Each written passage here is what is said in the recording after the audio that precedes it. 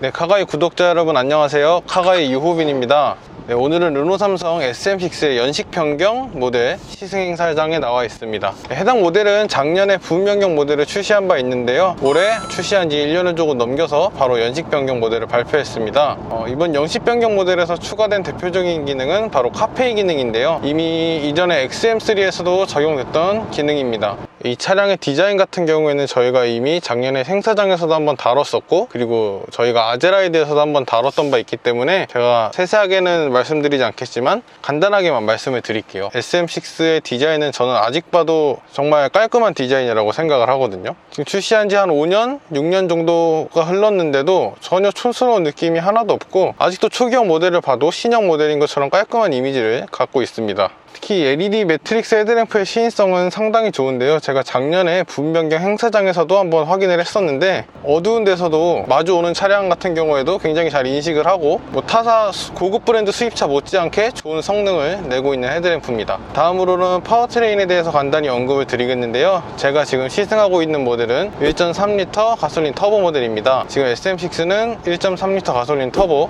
1.8L 가솔린 터보, 그리고 2.0L LP 모델 세 가지를 판매를 하고 있는데요, 아무래도 주력으로 판매되는 차량은 이 1.3 가솔린 터보 모델이기 때문에 제가 이 모델을 중심적으로 말씀을 드리겠습니다. 여러분들도 잘 아시다시피 해당 모델은 XM3와도 같은 파워트레인인데요, 최고 출력 156마력, 그리고 최대 토크는 25.6kgpm의 힘을 냅니다. 특히 이 차는 그 가속 성능도 이렇게 부족한 편은 아니지만 연비도 되게 뛰어나기 때문에 데일리로 이용하시는 소비자분들께서 부담 없이 운행할 수 있는 그러한 차라고 생각이 됩니다.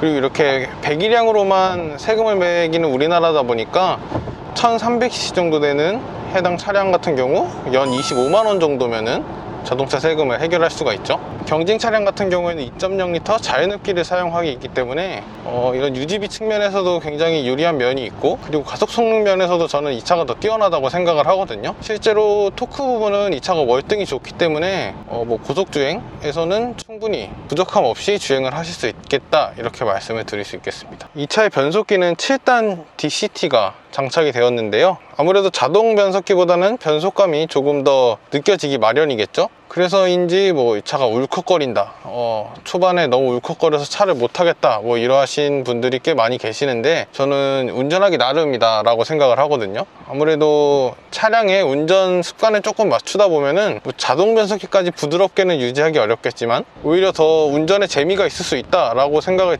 합니다. 출발할 때 크리핑 모드 같이 서서히 출발하는 것과 동시에 악셀을 살짝씩 밟아주면은 그렇게 울컥거림도 없고요. 제가 지금 반환점에서 돌아가는 길인데요, 반환점까지 갈 때는 1.8L 모델도 시승을 했습니다. 간단하게만 말씀을 드리면 이 차와는 1.3L와는 조금 차이가 있어요. 저는 작년에 시승할 때는 1.8L 모델을 서킷에서만 주행을 했기 때문에 굉장히 날카로운 차일 것이다 라고 생각을 했었는데 또 막상 몰아보니까 그렇지 않더라고요. 굉장히 차가 부드럽고 적당히 가속 성능도 적당히 잘 느껴지고, 핸들링이 무거운 것도 적당히 무겁고 적당히 가볍고, 약간 이렇게 세팅이 된 기분이었습니다.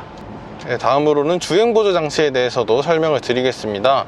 부분 변경 거치기 전까지는 SM6의 가장 큰 약점이라고도 볼 수 있었는데요, 작년에 부분 변경을 거치면서 정차 재출발까지 지원하는 어댑티브 크루즈 컨트롤, 그리고 차선 중앙 유지 등 대부분의 기능이 다 포함이 되었습니다. 하지만 이 차선 중앙 유지는 타사처럼 상시 켜져 있는 것은 아니고요, 어댑티브 크루즈 컨트롤을 켰을 때만 차선 중앙 유지가 작동을 하고, 그 이외의 경우에는 차선 이탈 경보만 작동을 합니다. 카페이와 더불어서 또 크게 바뀐 점 중에 하나가 가격표인데요, 사실 이제 작년 부분 변경 모델 출시했을 때는 약간 차량이 비싸다라는 인식이 강하게 남았었죠. 오늘도 행사장에 와서 영상을 보니까 그 기존 고객들을 대상으로 인터뷰를 진행을 했는데, 그 고객들도 차량이 조금 싸면 이 르노삼성 차량을 많이 이용하지 않을까라는 말하는 소비자도 있더라고요. 그래서 그러한 점을 르노삼성도 알아채고 이번에 가격표를 좀 가격을 낮추는 방식으로 진행을 했습니다. 보통 연식 변경을 할 때면은 기능을 조금씩 넣고 사실상 가격을 인하해 하였다, 이러한 말들을 많이 제조사들이 쓰는데 르노 삼성은 빼고 가격도 같이 빼버렸습니다. 그래서 삭제된 대표적인 기능이 HUD는 1.8L 모델에서도 선택을 할 수가 없고요. 그리고 상위 트림에 있었던 무선 충전 기능도 액세서리로 별도로 분리를 시켰습니다. 이외에도 연식 변경에서 흔히 진행되는 그 인기 없는 색상들을 삭제를 한 것이 대표적인데요. 제가 봤을 때는 1.3L 모델 중에 엘리 트림의 가성비가 가장 좋다고 느껴졌습니다. 이렇게 보면은 우리나라 소비자들이 가장 좋아하는 옵션이죠. 일렬 통풍 시트가 기본으로 장착이 됩니다. 기존에는 RLE로 올라가든가 아니면 옵션을 이렇게 추가해야지 됐었는데 그런 부분은 굉장히 좋은 변화라고 할 수 있겠습니다. 헤드업 디스플레이가 빠진 거에 대해서 아쉽다고 하시는 분들이 굉장히 많은 것으로 알고 있는데요. 사실 기존에도 헤드업 디스플레이는 가장 상위 트림에서만 선택을 할 수가 있었습니다. 뭐 엘리나 낮은 트림에서는 선택을 할 수가 없었고요. 그리고 흔히 사용하는 윈드실드 타입이 아닌 컴바이너 타입이었기 때문에 사실 그렇게 할 바에는 그냥 빼고 단가를 낮추는 게 낫다고 저는 보여집니다. 올해 이렇게 SM6가 보면은 판매량 부진을 면하기 위해서 무료 트림 업그레이드 같은 행사를 장기간 진행을 했거든요. 이제 그렇게 하다 보면은 얘네는 안 팔려서 할인하는 브랜드다라는 인식이 강하게 남기 때문에 이제 르노 삼성도 할인을 많이 해주는 정책보다는 아예 기본 가격을 낮추는 그러한 방식을 채택한 것으로 보입니다. LP 모델도 간단히 설명을 드릴 텐데요. 르노 삼성 LP 같은 경우에는 뒤에 도넛 본벨을 사용해서 트렁크 공간에도 전혀 손해를 보지 않고요. 그리고 기존 이 부변경 이전 2.0 가솔린보다 또 가속 성능이 나았다는 평가가 있었기 때문에, 그리고 일단 차량이 저렴해서 많은 소비자들이 선택을 하시는 것 같습니다. 근데 LP 모델에서도 RLE 트림이 삭제가 됐어요. 근데 이제 LE의 상품성이 워낙 좋다 보니까 RLE를 삭제를 한 것 같은데 어댑티브 크루즈 컨트롤도 선택을 할 수 없다는 점은 조금 아쉽습니다. 이제 같은 회사의 QM6 같은 경우에는 그 모델도 상품성 개선을 출시할 때는 어댑티브 크루즈 컨트롤 같은 기능을 선택할 수 없었지만 추후 연식 변경을 진행하면서 얼마 전이죠, 어댑티브 크루즈 컨트롤을 추가할 수 있게 변경을 했습니다. 뭐 이러한 점에서 볼 때 내년쯤에는 이제 SM6 LPG 모델에서도 어댑티브 크루즈 컨트롤을 볼 수 있지 않을까. 이 차의 승차감을 말씀드리면서 영상을 살짝 마무리할까 하는데요.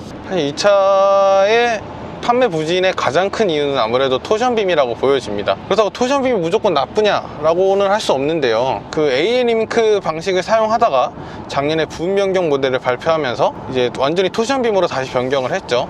그러면서 이제 부싱을 바꾸고 뭐 이렇게 르노 삼성에서도 워낙 토션빔을 원래 잘 만드는 브랜드다 보니까 지속적인 연구를 진행해왔다고 합니다. 그래서 이렇게 타보면은 진짜 토션빔이야, 승차가 왜 이렇게 쓰레기야 라는 생각이 전혀 들지 않거든요. 그러니까 이미지가 만들어낸 비운의 모델이라고도 할 수 있겠죠. 르노 삼성 자동차 같은 경우에는 시승을 하는데도 그렇게 어렵지 않거든요. 시승을 한번 해보시면은 아무래도 물리적인 한계가 느껴질 수도 있다고는 하지만, 그러한 경우는 이 차를 한계까지 몰았을 때, 서킷에서 이렇게 연석을 밟고 주행을 했을 때 그럴 경우에는 확실히 느껴질 수는 있지만, 그렇지 않고 일상적인 주행을 했을 때는 사실 토션빔이다 라고 느끼기에는 쉽지 않거든요. 방지턱을 넘을 때나, 특히 요즘 비가 많이 와서 이렇게 도로에 패인 길이 많은데 그러한 길을 갈 때도 이렇게 불쾌감 없이 충분히 부드러운 승차감을 운전자에게 제공을 하고 있기 때문에 토션빔이다 라고 해서 이 차를 나쁘게 볼 이유는 절대 없다라고 저는 생각을 합니다. 이 모델이 지금 이제 말리부와 함께 중형차에서 꼴찌 경쟁을 매달 하고 있는데, 사실 이 차는 타보면은